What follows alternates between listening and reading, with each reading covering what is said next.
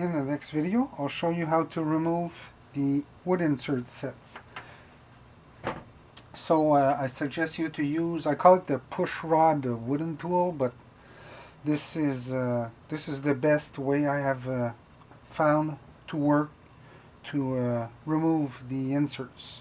As why I use wood, because at the beginning when I started I was using a dentist metal tool, and I noticed that it broke a bit more my wooden inserts. So I've decided to provide you some wooden piece so you can work with these. They don't damage the rear part of the inserts. Even though if you damage them a bit, it won't change anything in the sound. It's just to be more precautious, and the working with this won't damage either. If you use a metallic tool, you can damage the finish on your shell. So this is the best idea we have found. So to remove the 3 inserts, there are 2 different sizes. The side one are both the same. There are no left or right, and the top one has a different dimension. Their thickness is the same, 2 millimeter to be precise. What can I say? Okay, the way they hold in place, there is no adhesive. They are held in place by pressure. I machine them with a laser cutter, but I need to finish them.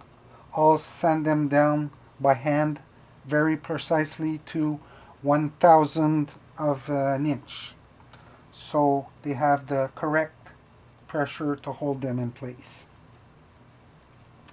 Now to remove them, it's very easy. What I suggest always, work on the edge, this edge or this edge. Same thing for the sides, not in the center. It'll be easier to remove them when you push on the edge. So if I start with the cover, I just apply pressure like this, and it comes out. For the first side, you'll have to work in an angle position like this. High pressure here or there. The way I prefer is working here on this edge. So I apply pressure downwards. Here it comes out. And the next one, you can work through the first hole. It'll be easier like this. And there we go. So this is how it's done. Now, okay. Notice, that I have some dots here. This is to identify the rear side, so we don't get mixed up when we push them back in. Also, if we apply pressure on the rear side, we may damage a bit the finish, so we can recognize which side goes in which way. The other important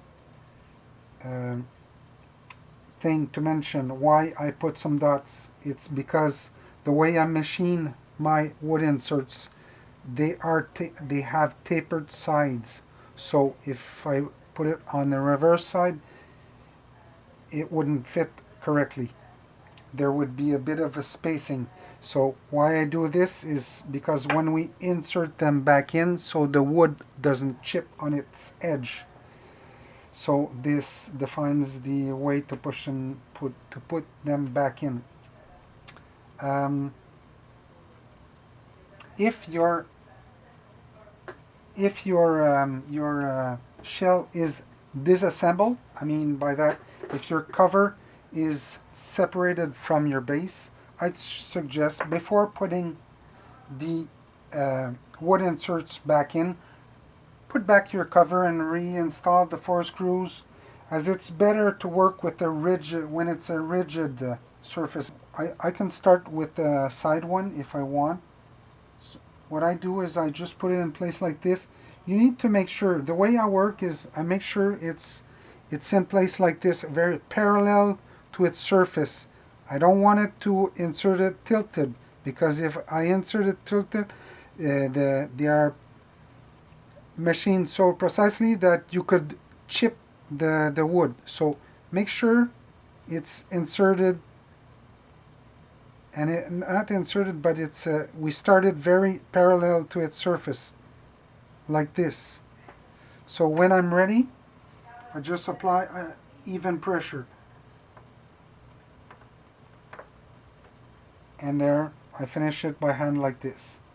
If you want to make sure it's very flush, you can do this. There.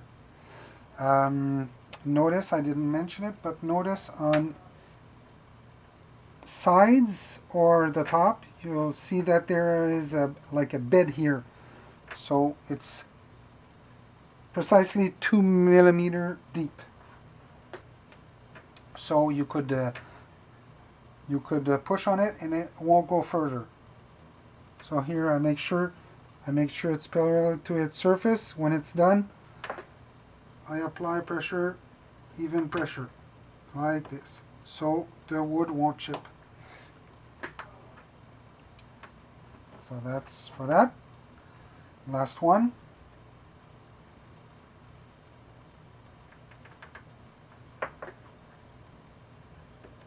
There we go.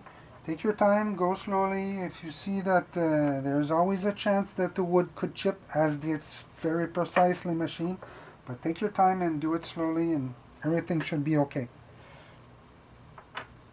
There you go.